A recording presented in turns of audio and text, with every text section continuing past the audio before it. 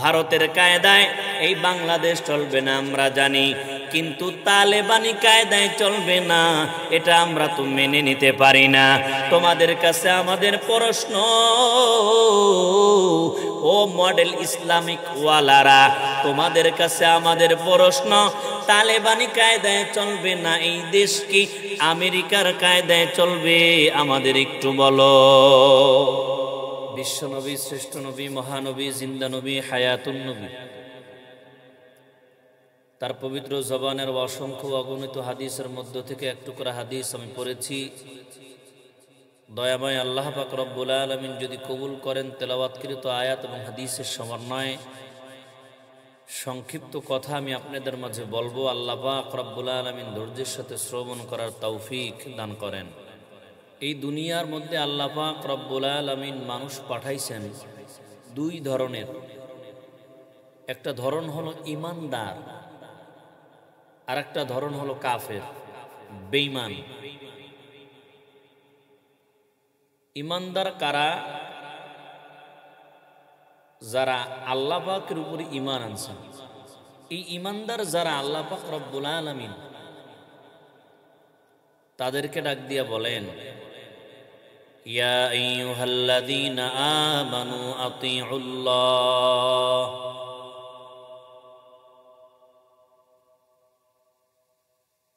হে ইমানদার, তোমরা আমি আল্লাহর আনুগত্য করো। ওয়া আতিউর রাসূল, তোমরা রাসূলের আনুগত্য করো। ওয়ালা তুবতিলু আমালাকুম, তোমাদের আমলগুলো তোমরা বিনষ্ট করিও না।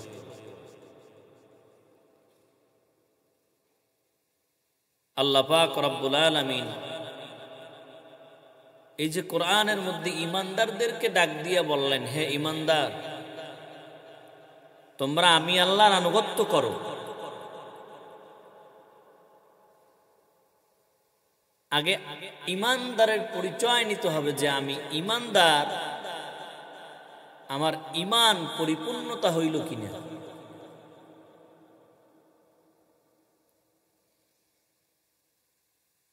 আল্লাহ পাক রব্বুল আলামিন কোরআনের মধ্যে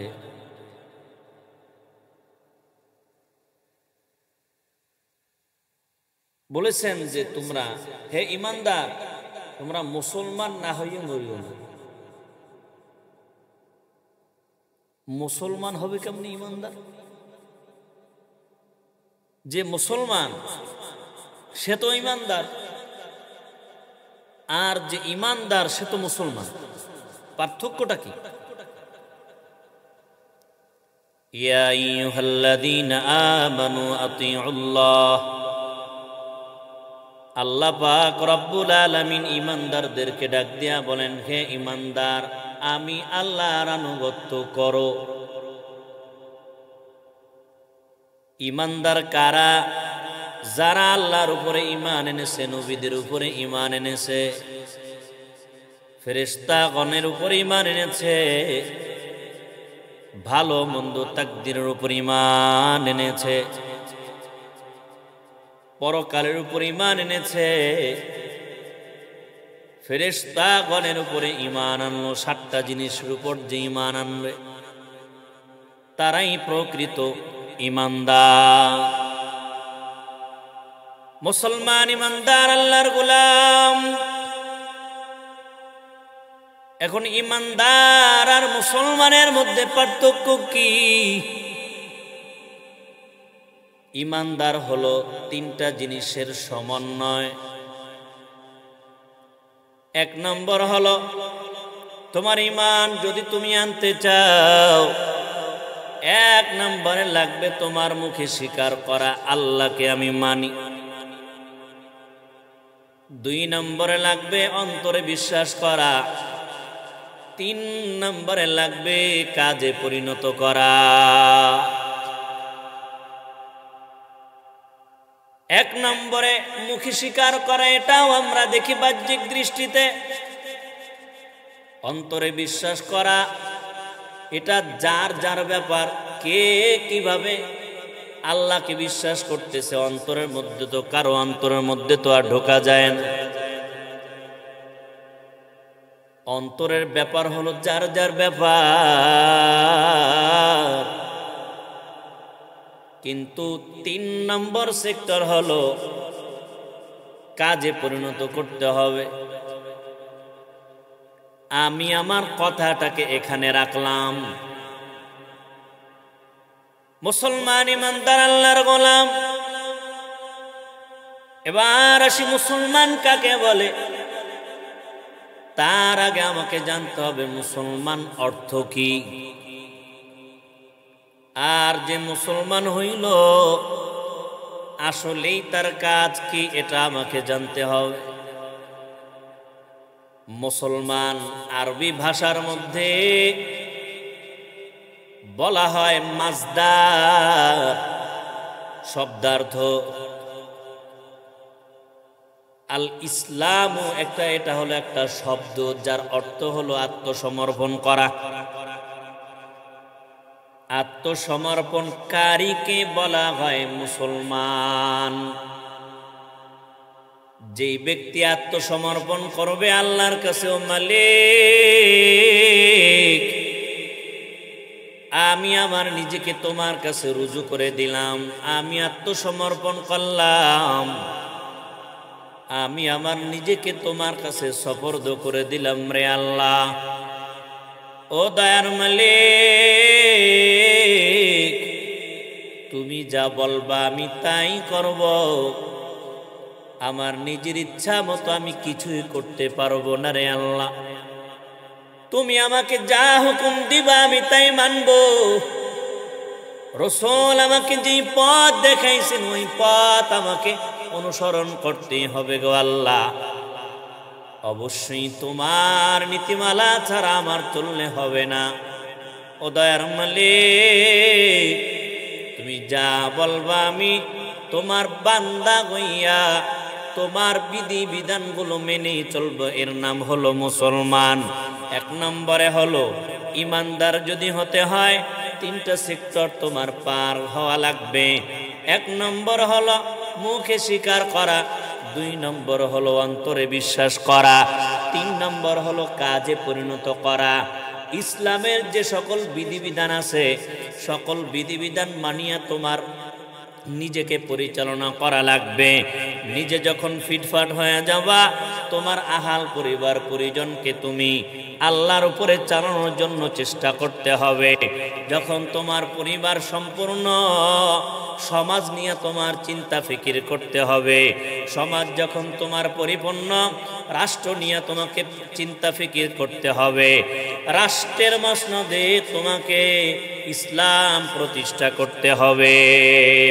আর এই ইসলামটা হলো শুধু একটা ধর্ম নয়। আল্লাহ পাক রব্বুল আলামিন বলেন আল ইয়াউমা আকমালতু লাকুম দীনাকুম ওয়া আতমামতু আলাইকুম নি'মাতি ওয়া রাদিতু লাকুমুল ইসলাম দীনা। আমার নবী বিদায় হজের দিন এই আয়াত তেলাওয়াত করে লক্ষ লক্ষ সাহাবীদেরকে শুনাইতেছিলেন।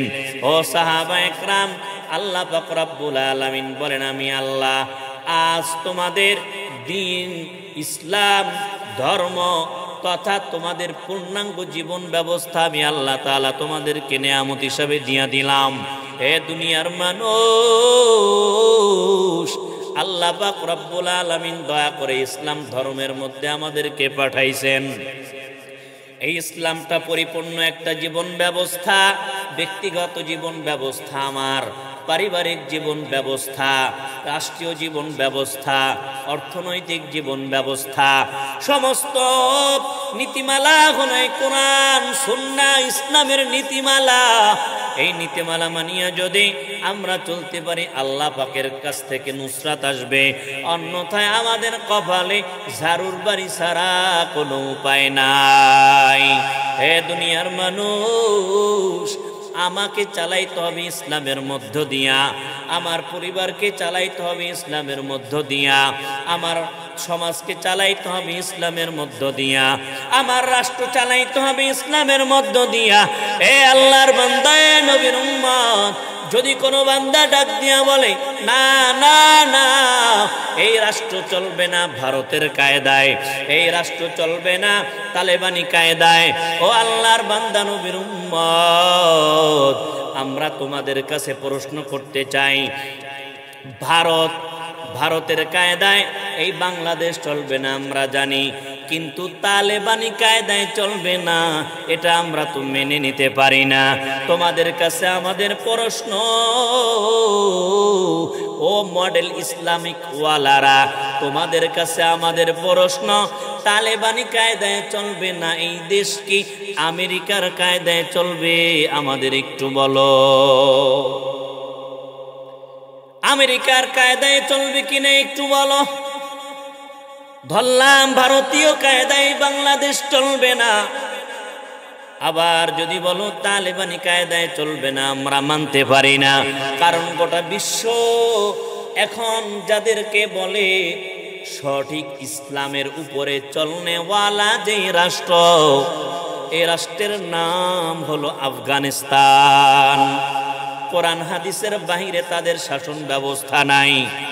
এখন তোমরা আমাদেরকে বলো, তোমরা যেই ইসলাম বাংলাদেশে প্রতিষ্ঠা করতে চাও, তাহলে এই দেশের মধ্যে কোন ইসলাম কায়েম হবে?